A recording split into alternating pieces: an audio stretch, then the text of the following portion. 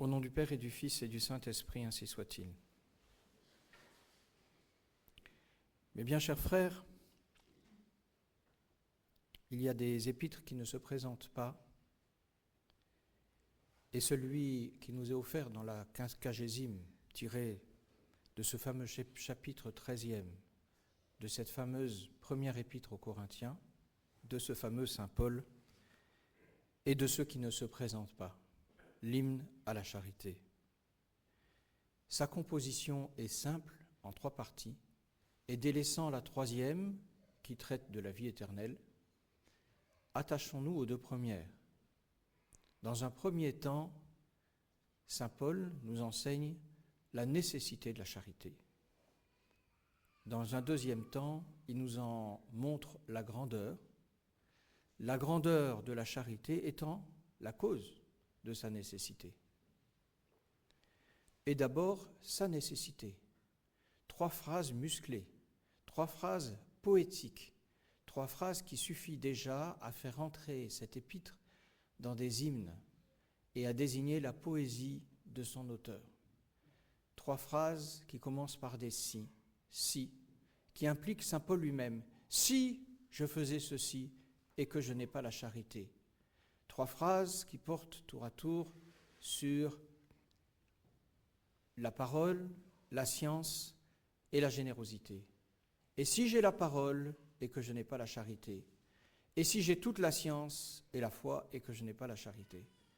Et si je suis très généreux et que je n'ai pas la charité? Alors, si je n'ai pas la charité, et en voici la nécessité, si je n'ai pas la charité, cela ne me sert de rien. Je ne suis, si je parle, qu'une cymbale retentissante et je ne suis rien.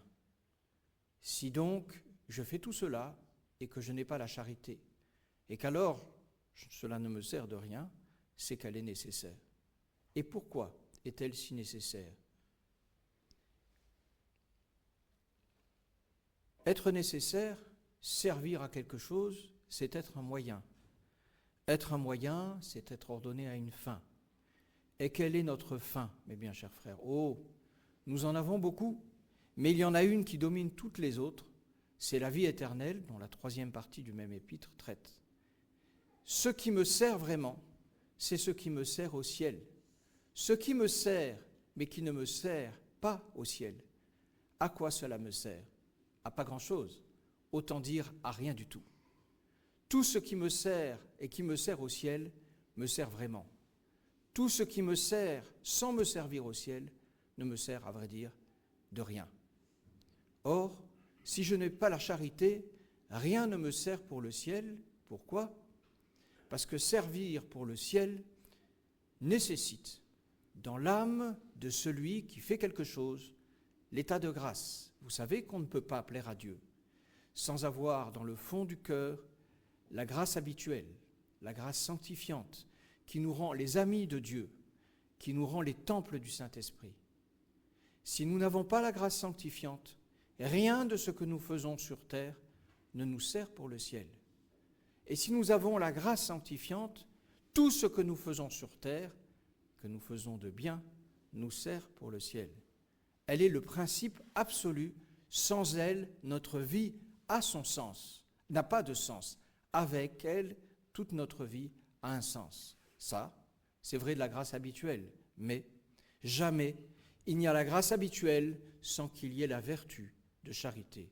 Et jamais il n'y a la vertu de charité sans qu'il y ait la grâce habituelle. 2 amis, 2 compagnes qui se tiennent toujours la main, et par conséquent, si une âme a la charité, elle vit en état de grâce, et tout ce qu'elle fait lui sert pour le ciel. Mais si elle n'a pas la charité, c'est qu'elle n'a pas l'état de grâce, et rien de ce qu'elle fait ne lui sert pour le ciel. Les conséquences pratiques, mes bien chers frères, y a-t-il besoin qu'on nous les dessine?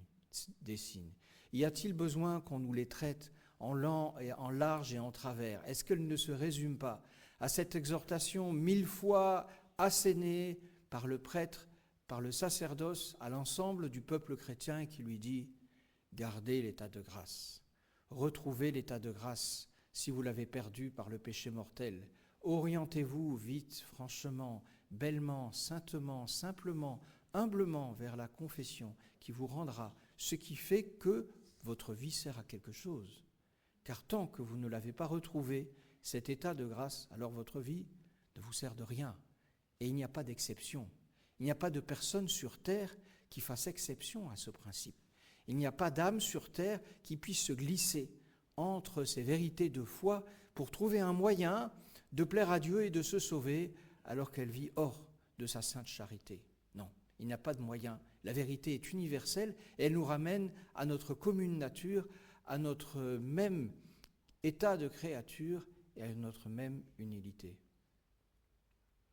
Après cette nécessité qui fait que, effectivement, si je n'ai pas la charité et que je parle très bien, que je fais des conférences à droite et à gauche, muni de mes diplômes, si je n'ai pas la charité et que je sais tout ce que contiennent les livres de théologie et que j'ai appris toutes les sciences de l'univers et que je parais aux autres un nouveau Pascal ou un nouveau Pascal, et si je me lance dans des actes de générosité extraordinaires, même si je passe des années dans des ONG, si je donne tout mon argent dans des maraudes parisiennes, si je ne rends que des services à tous ceux qui m'entourent mais que je n'ai pas la charité, il y en a bien dont c'est le cas, hélas. Pour eux, ça leur sert beaucoup. Et pour moi, ça ne me sert de rien. Ça me rend généreux sur la terre, mais vide au ciel. La deuxième considération que saint Paul nous apporte dans cette épître tient à la grandeur de cette charité. Et là, il la personnifie. Il ne dit pas « l'homme charitable est patient, l'homme charitable est bienveillant, l'homme charitable ne se vante pas, l'homme charitable croit tout ». Non. Il parle de la charité elle-même, comme si la charité était finalement devenue une personne. Cette personnification de la vertu n'est-elle qu'un artifice de la rhétorique? Pas du tout. Car la personnification de la charité, nous l'avons eue sur la terre. C'est notre Seigneur Jésus-Christ. Et lorsqu'il était fort, c'est la charité qui était forte. Et qu'il croyait tout, c'est la charité qui croyait tout. Et lorsqu'il était patient, et il l'a été, c'était la charité qui était patiente. Alors cette personnification, elle existe. Et lorsque saint Paul nous dit dans cette belle litanie, la charité est ceci, la charité est cela, en montrant tous les atours, c'est derrière Jésus-Christ qu'il faut voir, et dans son ombre, dans l'ombre de Jésus-Christ, ou plutôt dans sa lumière, Notre-Dame qui elle-même a personnifié un petit peu cette charité autant qu'une pure créature le peut. Alors, cet éloge de la charité et des grandeurs, nous le recevons, et qui tend les yeux, ne les posant plus sur notre Seigneur, mais sur notre âme, dans un examen de conscience salutaire qui prélude au carême, nous nous demandons si notre vie ressemble à ça. La charité est patiente. La charité souffre ce que lui font souffrir les autres. Et elle n'essaie pas de faire souffrir les autres après qu'ils l'ont fait souffrir. Non, elle accepte que les autres nous fassent souffrir sans se venger. Elle ne s'anime pas de mauvais sentiments quand elle a reçu des mauvaises paroles, quand elle a été tenue dans une certaine froideur, dans une certaine indifférence, quand elle a été objet d'injustice. Non, elle souffre pas une chose, pas deux, trois choses, elle souffre tout, lorsqu'elle est vraiment charité. Et puis, la charité est bénigne. Non seulement elle accepte que les autres lui fassent du mal, mais elle ne fait pas de mal aux autres. Elle n'a pas de paroles méprisantes pour elle. Elle n'a pas de paroles violentes. Elle ne songe pas à les frapper par l'injustice. La charité, lorsqu'elle est bénigne, souffre lorsqu'elle fait souffrir le prochain et souffre plus de elle-même que ce qu'elle fait souffrir au prochain. La charité nous pousse à empêcher que les autres souffrent en évitant la médisance, en évitant le mauvais fond du cœur. La charité est bienveillante, oui. Ça, c'est l'une des marques de la charité. Le premier mouvement qui nous anime, quel est-il lorsque nous accostons quelqu'un? Qu'il soit de notre famille, notre frère, notre sœur, notre époux, notre épouse, notre enfant, notre voisin, notre ami, et puis cet homme que nous croisons dans la rue, d'où qu'il vienne, quel est notre premier mouvement? Est-ce un mouvement d'animosité, un mouvement d'antipathie? Est-ce un mouvement violent? Est-ce qu'un mouvement de mépris, voire? Ou est-ce que c'est d'abord un mouvement de paix, un mouvement de charité? Est-ce qu'il se traduit par une parole, si la circonstance s'y prête, au moins par une intention bienveillante, par une prière, que sais-je. Bien sûr qu'il ne s'agit pas d'être naïf. C'est vrai, tous, lorsqu'un Rom s'assoit à côté de nous dans le métro, les premières pensées ne sont pas toutes des pensées de bienveillance, mais peut-être d'expérience. Et nous craignons de sortir du métro plus léger que nous en y étions entrés. Y a-t-il là, mes bien chers frères, une faute contre la charité? Non, bien sûr, parce qu'il peut se conjuguer une certaine prudence pratique, même avec cette bienveillance de fond. Et lorsque les hommes disent qu'ils voient une dame conduire une voiture à côté d'eux, ils freinent pour prendre de la distance. Est-ce là une mauvaise disposition du cœur? Non, peut-être. C'est le fruit d'une expérience dont je leur laisse la responsabilité de la vérité, étant prudent moi-même. Et cette disposition peut se marier avec la charité, et ainsi de suite. Il y a bien des gens qui nous entourent, mes bien chers frères, et à droite et à gauche et devant et derrière, dans cette ville et ailleurs, pour lesquels certains sentiments qui pourraient s'élever dans nos cœurs seraient des sentiments mauvais. Alors, mes bien chers frères, la charité, comment est-elle? Quel est le premier mouvement de son cœur? Est-ce qu'elle cherche d'abord Jésus-Christ en l'autre, ou à ce que Jésus-Christ y soit? Est-ce qu'elle essaie, malgré toute la lucidité possible et sans aucune naïveté, de lui prêter du bien?